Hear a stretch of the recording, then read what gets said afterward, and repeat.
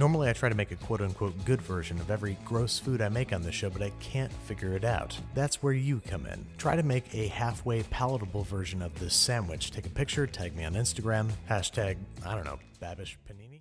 I just spent about 2 hours trying to get the text to go behind me like Babish does in his videos, but sod it. Hey, what's up guys? Welcome back to Munching with Mattish, where today we're going to be making a delicious version of Peter's car panini, as challenged by Binging with Babish. And seeing as I have a much better beard than he does, I'm sure I can pull this off. Now, as we are going for a sweet, desserty version of this dish, we're going to be using a Warburton's Fruit Loaf, orange flavour. Now we're just going to go ahead and grab 2 slices of our fruit loaf and butter both sides to make sure that it gets nice and crispy in the press. Now, in my humble opinion, Reese's peanut butter cups are the lowest of the low when it comes to peanut buttery snacks. So we're going to use some real chunky peanut butter and some chocolate spread.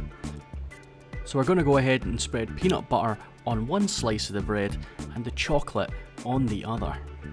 Now, seeing as any kind of sausage inside a dessert is going to taste fucking disgusting, we're going to use a different round treat. We're going to be using some Cadbury's mini rolls. They're round, they're creamy, and they're delicious when you put them in your mouth. So we'll take 2 and we'll put them on there. Now, I'm sure some Doritos on there would be pretty interesting.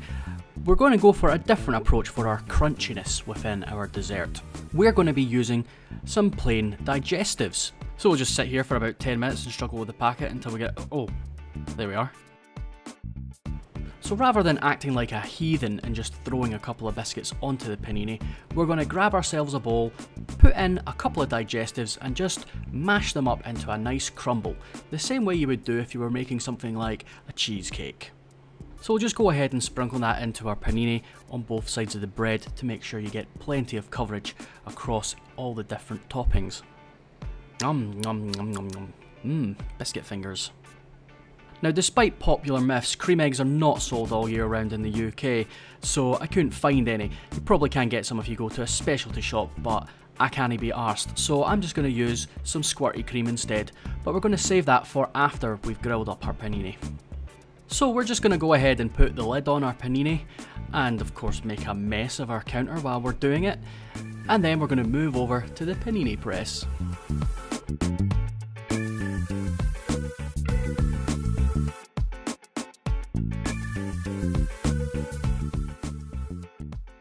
Now that looks nice and hot and crispy. We're going to go ahead and sprinkle a little bit of caster sugar over the top of our panini. Then we're going to grab our can of squirty cream and gleefully yank it up and down a good few times to make sure the cream comes out. And we're just going to go ahead and squirt that all over the top of our panini.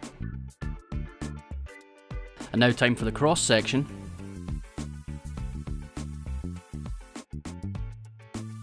Oh, that looks good. Look at all the different toppings all combining into one delicious, creamy, sweet treat. Now time for the taste test. And I have to say, this was actually really nice. The crumbly biscuit inside made it quite crunchy and really helped to mellow out the sweetness of all the other ingredients. I would definitely recommend this for your next dinner party. I'm glad to say that one was very easily a member of the Clean Plate Club, but let's be honest, in my house, what isn't, because I'm a greedy fat bastard. Well, thank you everyone for watching, and Babish, if you're watching this, I hope you're not too disappointed about standing in the shadow of a man with a much nicer beard and a much shinier head.